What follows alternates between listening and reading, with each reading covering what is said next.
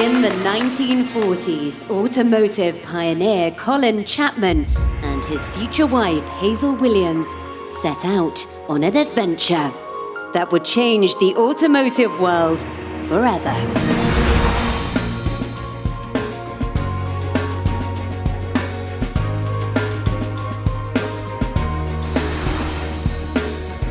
In his spare time, Colin built his first car, a trial special, based on the 1930 Austin 7 chassis, which he and Hazel competed with in club races.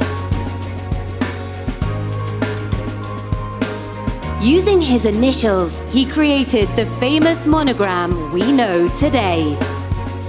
Inspired by Hazel, he decided to call the company Lotus.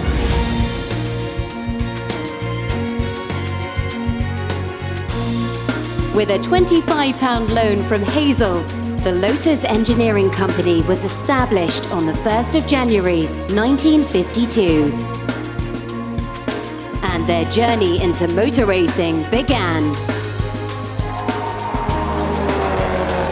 And just a few years later, Team Lotus is established and enter and win international motor racing competitions.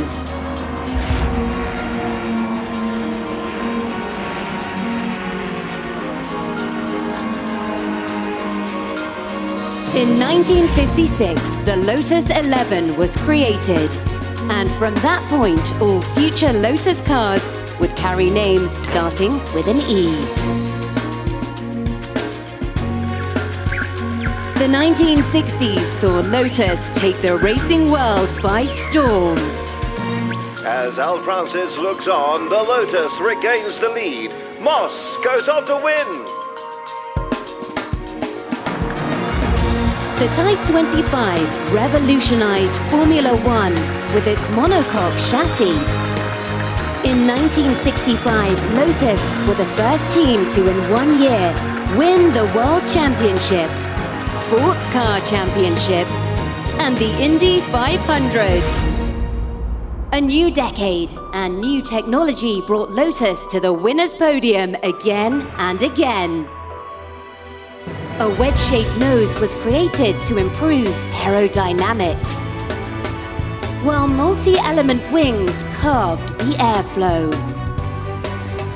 And every surface was examined to use aerodynamics in a much more meaningful way to drive performance.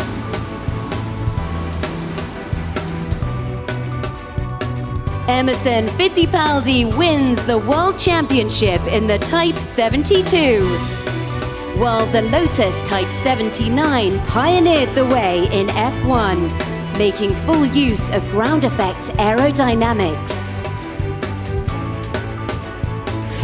Meanwhile, on the road, Lotus deliver their next four-seater car, the Elite. And the worlds of fashion and movies flock around the brand and our two-seater sports cars.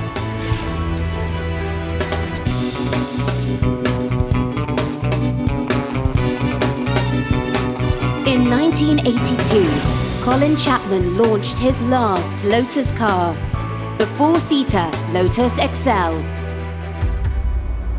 He left us later that same year.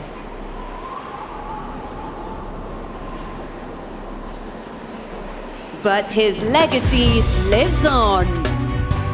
On the track, Ayrton Senna wins the first of his 41 Grand Prix in the Lotus Type 97T. While on the road, the Lotus Elan and Lotus Esprit Turbo SC were launched. A car which filmmakers flocked to include in Hollywood blockbusters. In 1995, the Type 111 is unveiled at the Frankfurt Motor Show. It's named after Chairman Romano Artioli's granddaughter and remained in production until 2021. The last ever Lotus Elise is now owned by the person it was named after, Elise.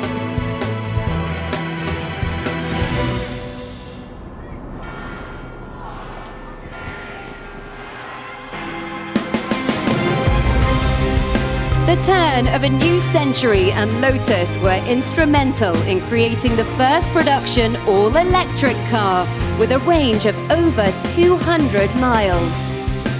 And the car, built in Hethel, is now the only car in space. Lotus has continued to pioneer as Aero Kings with the development of our first all-electric hypercar, the Avaya. We believe in engineering, in adding lightness, in understanding and harnessing the power of aerodynamics.